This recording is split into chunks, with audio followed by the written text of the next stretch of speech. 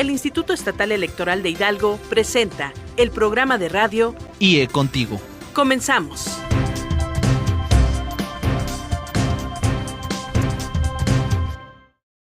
¿Cómo están? Muy buenas tardes, hoy viernes 26 de septiembre. Estamos comenzando con su programa de radio IE Contigo, un espacio donde hablamos de cultura político-electoral y educación cívica. Hoy vamos a platicar acerca del derecho a votar y ser votado desde la perspectiva de los derechos humanos. Para ello les presento a nuestro invitado. Él es el licenciado Humberto Vieira Alamilla, visitador general de la Comisión de Derechos Humanos del Estado de Hidalgo. Licenciado, muchas gracias por acompañarnos. Al contrario, muchas gracias por la invitación y por el espacio que le conceden a la comisión. Gracias por acompañarnos y platicar este tema. Por cierto, los invitamos a que se comuniquen con nosotros. Ustedes pueden expresar sus dudas, sus comentarios, incluso también enviar algún saludo a los teléfonos 71 108 48, 71 110 69 y la alada sin costo 01 800 552 33 33. Les recuerdo que llamando ustedes están participando de manera automática en la rifa de 2 pases para ir al cine aquí en Pachuca. Y también estamos rifando la revista Letras para la Democracia, ya tenemos el número 4 y un documental sobre la historia del voto femenino en Hidalgo. Repito los teléfonos 71 108 48, 71 110 69 y la alada sin costo 01 800 552 33 33. También en Facebook y en Twitter estamos como IEEH Contigo. Licenciado, ¿le parece bien si escuchamos nuestro primer sondeo, que consiste en la pregunta de cuáles son los derechos político-electorales, y regresamos para comentarlo? Con mucho gusto. Gracias. Este sondeo fue realizado en los municipios de Molango y Huejutla, y esto fue lo que nos comentaron varias personas.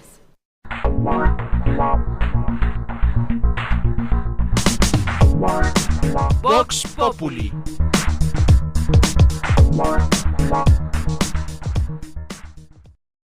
¿Nos podrá decir cuáles son sus derechos políticos?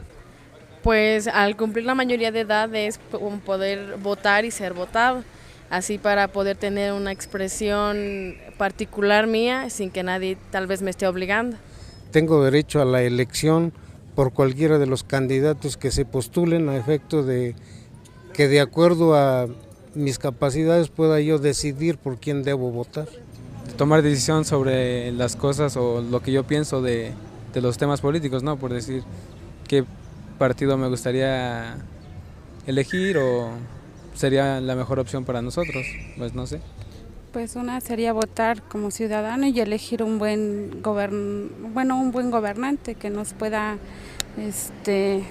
ahora sí que dirigir bien y hacer valer nuestros derechos como ciudadanos. Entre ellos, bueno, el votar, ser votado, el pertenecer a alguna asociación política. Bueno, yo creo que los derechos políticos ya están establecidos en la Constitución y de acuerdo a ello se pueden ejercer, ¿no? Y en los tiempos establecidos que lo marca la ley también se podrá hacer uso de ellos. Pues el voto debe de ser libre, secreto, puedo participar, es decir, no dejarme llevar por ningún partido, sino es mi convicción para realizar ese voto y que pues realmente sea transparente esa votación que se hace. Bueno, nuestros derechos políticos como tal son como principio ejercer el voto. Damos también en esto la opinión para decidir sobre los candidatos que estén fungiendo para las elecciones que se promuevan, ya sea federales, estatales o municipales. Y a su vez también un derecho fundamental es que podamos ser nosotros candidatos a este tipo de elecciones cumpliendo solo la mayoría de edad. Algunos de ellos podría ser el derecho al voto, a elegir a lo mejor al partido que nosotros queremos y pues quizá tal vez más adelante poder ser candidato también, ¿no? Algo así. Mis derechos políticos es votar y ser votado y participar en cada una de las elecciones también como miembro de casilla, de acuerdo a la edad que se tenga, los 18 años, como ciudadano. Es votar por un partido que quiera uno, ¿no? Pues es lógico que no debe uno decir a otro, y más uno sabe que por qué partido voy a votar. El derecho es de poder decidir, de poder elegir a quién es mi gobernante, y bueno, también mi obligación es asistir a esos tiempos electorales para poder decidir y no dejarme influenciar también por las personas que en algún momento quieren decidir. Los derechos políticos de los individuos, en primer término, es votar y ser votados, siempre y cuando las condiciones y las reformas políticas necesarias así lo establezcan, para poder participar en forma directa en una elección. Bueno, de entrada, al no estar detenido o tener algún delito acreditado, pues tener la credencial de elector, el derecho a votar y ser votado, en el entendido de que pues como mexicanos pues tenemos ese derecho, ¿no?, de ser electos hacia un cargo popular y también de ir y votar.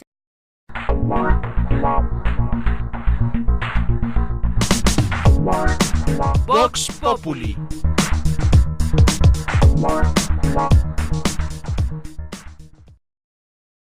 Este fue nuestro sondeo. Destaco el trabajo de las compañeras y los compañeros que lo realizaron, de los miembros del equipo de producción de IE Contigo. Muchas gracias también a todas y todos quienes participaron en el sondeo. Licenciado, ¿qué opina de esta serie de opiniones? Parece que el derecho de votar y ser votado es el más conocido y el más popular entre la gente. Sí, bueno, es importante que toda la gente sepa de la importancia y de la trascendencia que implica el votar y ser votado, principalmente el votar, porque la gran mayoría de los ciudadanos somos los que tenemos ese derecho. El ser votado ya se transmite hacia una pequeña cantidad de personas, pero la gran mayoría somos quienes tenemos ese derecho precisamente a votar, y es de fundamental importancia. ¿Hay otros derechos político-electorales aparte de estos dos? Bueno, los fundamentales son el votar y el ser votado, y desde luego, con relación al derecho de asociación, está el hecho de poder conformar un partido político para contender en las aspiraciones hacia un cargo de elección, y desde luego conformar el poder público. El derecho a la libertad de expresión, de la opinión de las ideas, también es fundamental dentro de lo que es la esfera democrática. Vamos a escuchar nuestro segundo sondeo ahora, que consistió en la pregunta: ¿usted por qué cree que ser votado y votar es un derecho humano? Y regresamos para comentarlo.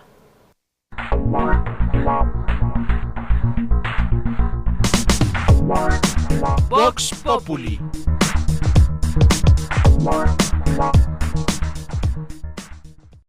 ¿Por qué cree usted que votar y ser votado es un derecho humano? Como todo mexicano es un deber que la Constitución y los derechos humanos te conceden. Es un derecho humano porque creo y considero que todo ser humano es libre de pensamiento, y cuando nace esa inquietud, no es inquietud, sino ese derecho, considero que necesariamente uno como persona tiene la facultad y la capacidad necesaria para poder elegir o decidir por sí mismo. Porque todos tenemos la forma de pensar diferente, no sería la misma opinión de todos. Porque dan mi libertad de expresión, y así como para que tal vez en un determinado tiempo voten por mí, es como pues yo dar algunas alternativas para que nuestra ciudad pueda cambiar. Digo, porque al momento de nacer, entre los derechos que tenemos como individuos, y al pertenecer a una sociedad democrática, puedo tener ese derecho dentro de las obligaciones y derechos que tengo como ciudadano de un país, ¿no? Bueno, primero que nada habría que sustentarlo en la ley, ¿no? De acuerdo a la ley se organiza y se rige para que todos los ciudadanos tengamos la oportunidad de votar y ser votados. Ahora, el ser votado y poder votar ya están registrados, vuelvo a repetir, en algo normado. Ahora, es derecho de todos los ciudadanos aspirar a ejercer, vamos a decir, un puesto público donde los ciudadanos lo puedan elegir. Esto, sin duda alguna, tendrá que ser garantía de todos los ciudadanos, para que de esta manera los que tengamos o los que tengan aspiración, bueno, pues puedan ejercerlo. Yo creo que aquí todos en igualdad de condiciones se vendrá y se tendrá que regular. Ojalá que la ley, y más que la ley ya está estipulada, ¿no? Ya los contempla. Aquí habrá que ver quién aplica la ley, porque es ahí donde existen los grandes agujeros y las grandes anomalías, que lo que está escrito simplemente no se lleva a cabo. Entonces, yo creo que ahí por ese lado existen las grandes lagunas, ¿no? Porque pues todos tenemos, ¿cómo se dice? El poder de elegir o decir lo que queremos o cómo queremos que nos gobierne. Bueno, los derechos humanos iniciaron los derechos individuales. Después pasó otra época en donde están los derechos sociales de la colectividad. La segunda generación es un derecho humano de segunda generación porque es el derecho del ciudadano, la esencia de la democracia en un país, ¿sí? El derecho de poder votar y ser votado y que esa votación sea respetada, transparente, universal y que pueda darle confiabilidad a nuestro pueblo, a nuestra ciudadanía. Es un derecho humano porque, bueno, el hombre es racional por naturaleza, es el único ser pensante, es el único ser que razona, que reflexiona, que puede decidir. Lamentablemente no lo es así, en las votaciones no lo es así. A mí me gustaría que en realidad hubiera un respeto en todos los ciudadanos, que existiera en realidad una democracia limpia, una democracia pura y que ese ejercicio de votos de los ciudadanos lo pudieran hacer de manera muy transparente. Por eso hay votaciones que donde elige uno al que va a gobernar, porque es una democracia. Como derecho humano, pues yo lo considero a título personal que si nosotros no participamos en las decisiones de nuestro país, en esos procesos electorales, pues no tendríamos por qué exigir también que las cosas funcionen bien. Desde mi punto de vista, en el momento que tenemos el derecho a votar, desde ahí nosotros estamos participando en la vida política y en el proceso de desarrollo de nuestro país.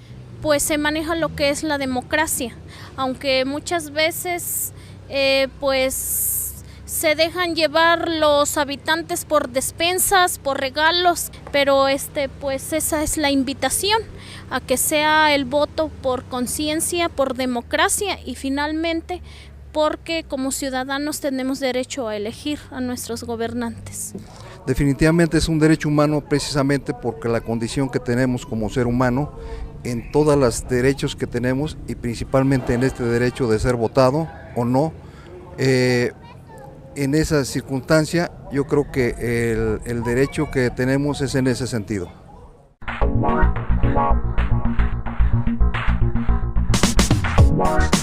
Vox Populi.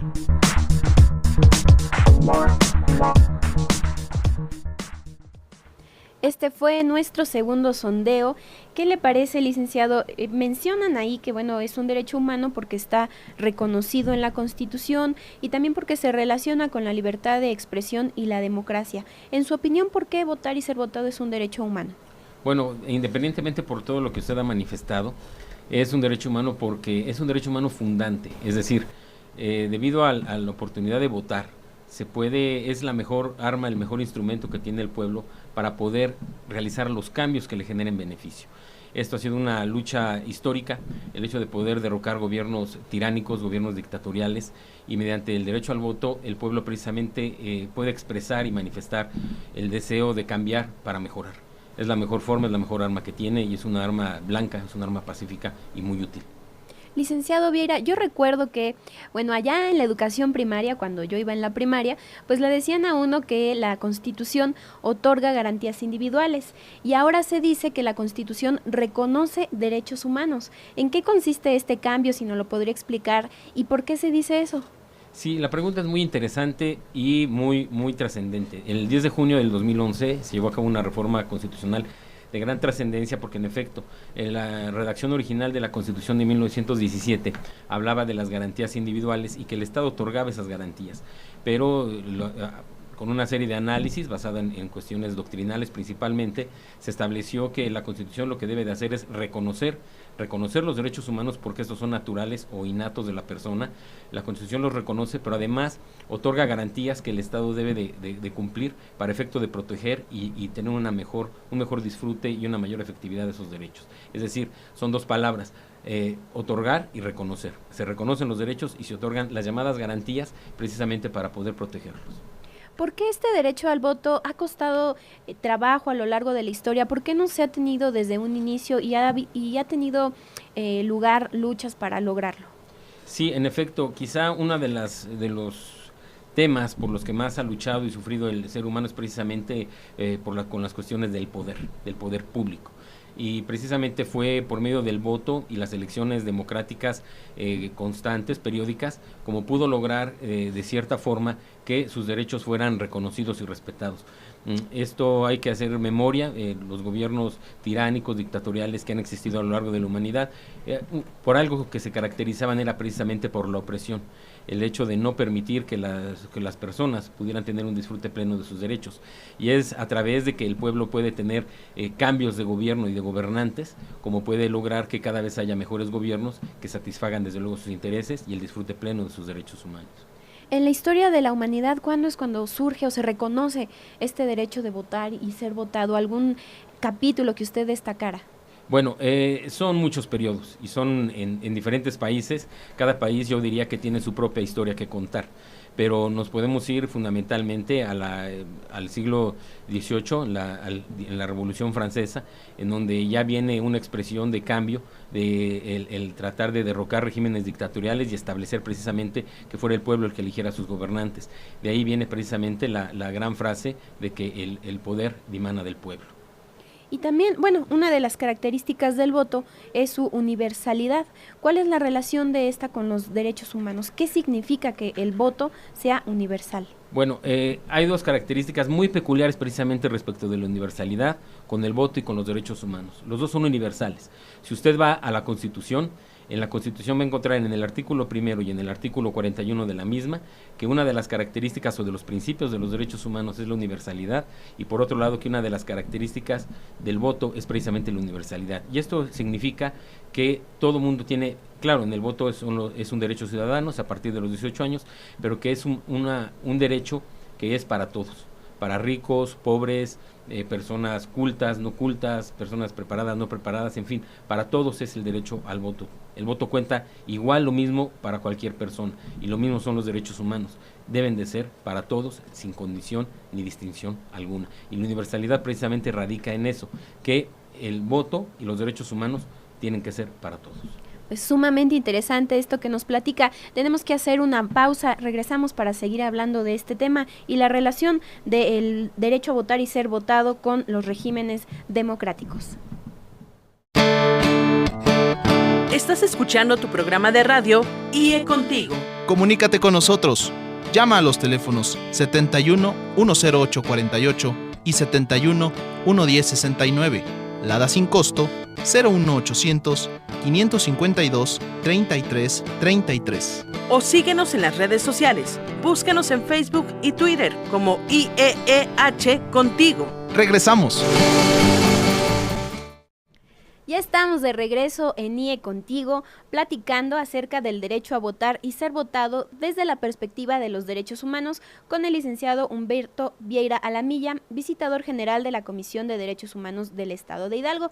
Y el licenciado ya nos platicaba cuáles son los derechos político-electorales, por qué son un derecho humano, por qué se dice que el voto es universal. Y ahora me gustaría preguntarle, licenciado, ¿en qué clasificación se encuentra el derecho al voto? Porque para algunos doctrinarios estos derechos humanos se dividen en generaciones de acuerdo con su aparición. ¿En qué etapa podemos encontrar el derecho al voto? Bueno, como les decía en un principio, los derechos electorales son fundantes, quiere decir que son fundamento y que dan origen a otros derechos. Entonces son de fundamental importancia y en efecto los derechos humanos los estudiosos los han clasificado por generaciones. Hay un bloque de 6 y otro de 3, según los estudiosos, nos quedaríamos con el de 3, y la primera generación es precisamente de los derechos cívico-políticos. En la primera generación de los derechos humanos estaría ese derecho de votar y ser votado. Después viene la de los cívico-políticos electorales y después vienen otros ligados con la personalidad y con las cuestiones ambientales.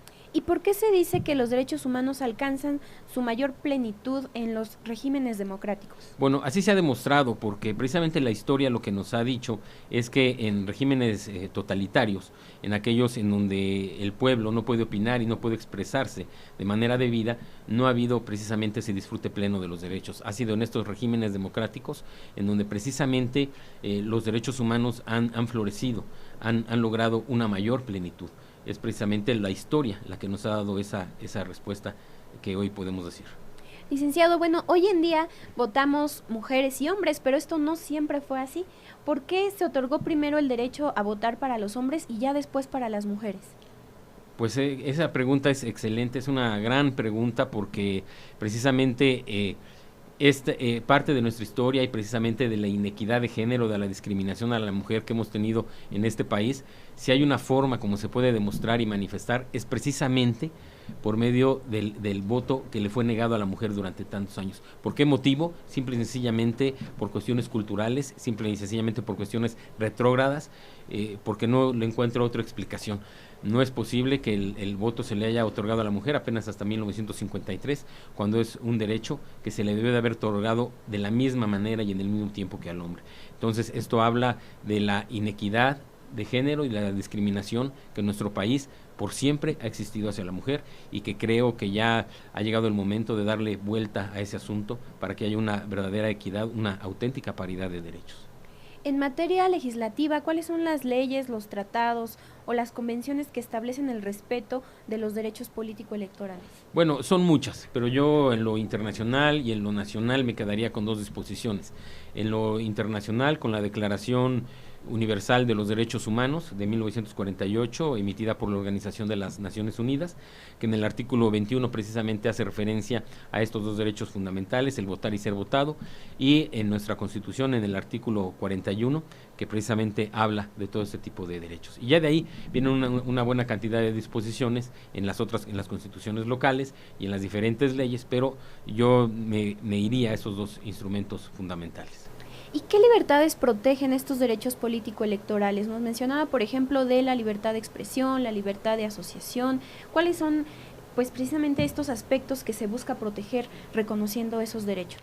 Bueno, es que una democracia se construye no solo con el voto. El voto requiere también, o como otro derecho, de la educación. Un pueblo culto, un pueblo educado, un pueblo informado, tiene dos cuestiones fundamentales. La primera, analizar el ejercicio de gobierno y saber en qué le va a exigir ese gobierno para cambiar. Entonces, el voto en un pueblo que no es culto, pues lamentablemente es un voto débil. El voto en una sociedad culta, en una sociedad educada, se convierte en un voto muy, pero muy, muy pesado, muy, muy importante, muy, muy fuerte. ¿Cuáles serían las desventajas de no ejercer estos derechos, de no votar y tampoco de no participar en la vida política del país? Pues simple y sencillamente renunciar a nuestro derecho a decidir, a la facultad para poder decidir, y dejar que otros, de manera abusiva, de manera arbitraria y con tolerancia precisamente de la población, hagan lo que quieren con nosotros. Y eso es algo que no debemos de permitir. Entonces, por eso el voto es una herramienta fundamental, generadora de prácticamente todos los cambios. ¿Significa que aquella persona alguna vez que llega a pensar, bueno, yo no quiero votar o no me importa, simplemente estamos, pues no estamos valorando estos avances y estos derechos, ni ejerciendo estos derechos que tenemos? Una buena pregunta, porque muchas veces hay mucha gente que piensa que su voto dentro de millones no es nada. Y piensan que el ir a votar no influye y que también el no ir a votar también no perjudica. Pero creo que es un error, porque todos debemos de manifestar nuestra voluntad y nuestra opinión por medio del voto. Nuestro voto es único, es unipersonal, es intransferible, de tal manera, y nos ha costado tanto tiempo y tanto trabajo y tantas luchas, que yo creo que el no votar es un desperdicio y precisamente impide que nosotros podamos emitir nuestra opinión. Es cierto, es un voto que sumado al de millones de mexicanos pueden generar todos los cambios. Si todos los mexicanos pensáramos igual, pues simplemente estaríamos aniquilados democráticamente.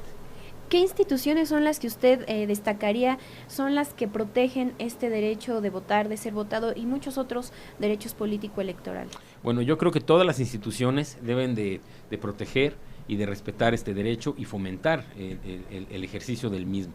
Pero desde luego hay instituciones como el IE, en el caso de Hidalgo, o el INE a nivel nacional, que son los encargados, constitucionalmente hablando, precisamente de salvaguardar, de promover, de difundir este tipo de derechos. Y bueno, usted labora en la Comisión de Derechos Humanos del Estado de Hidalgo. ¿Esta comisión está facultada para proteger los derechos político-electorales o compete ya a otras instancias? No, la comisión precisamente uno de los motivos de impedimento, de incompetencia que tiene es precisamente intervenir en cuestiones electorales. Esto lo establece el artículo 102 apartado B y el 9 bis de la Constitución. Sin embargo, nosotros siempre somos observadores de lo que ocurre porque los derechos humanos descansan muy bien en regímenes democráticos y precisamente la función del Instituto Estatal Electoral es precisamente consolidar ese régimen democrático que tenemos y del que nos debemos sentir orgullosos los mexicanos y que debemos de trabajar por él todos los días para impulsarlo, para fortalecerlo, para tenerlo precisamente al día en beneficio de todos. Y cuéntanos, por favor, cuáles son las facultades, a qué se dedica la Comisión de Derechos Humanos del Estado de Hidalgo para todas las personas que nos están escuchando y que a lo mejor en algún momento pueden llegar a necesitar de la comisión. Sí, la comisión está a la orden de toda la gente que lo necesite, precisamente para la cuestión de la promoción y difusión, que es el hacer conocer a la gente lo que tratan los derechos humanos, para la defensa y protección, en el sentido de que a cualquier persona que se le hayan vulnerado sus derechos humanos pueda acudir a la comisión, alguna de sus visitadurías regionales, a interponer una queja para efecto de que su derecho humano sea restituido, sea resarcido cuando esto sea posible, y también tenemos mucho que ver con cuestiones de investigación para efecto de poder tener un conocimiento óptimo, pleno, actualizado de lo que son los derechos humanos. Brevemente, ¿cuál sería el trámite o el procedimiento a seguir en caso de que requieran hacer uso de los servicios de la comisión? Bueno, es acudir a la comisión, ya sea en queja si es que se ha violentado alguno de sus derechos o si se requieren alguna orientación jurídica, acudir a la comisión, lo pueden hacer personalmente, lo pueden hacer por teléfono, lo pueden hacer por correo electrónico, por vía de Twitter, por vía de carta, en fin, por cualquier medio de comunicación lo pueden realizar, por vía telefónica.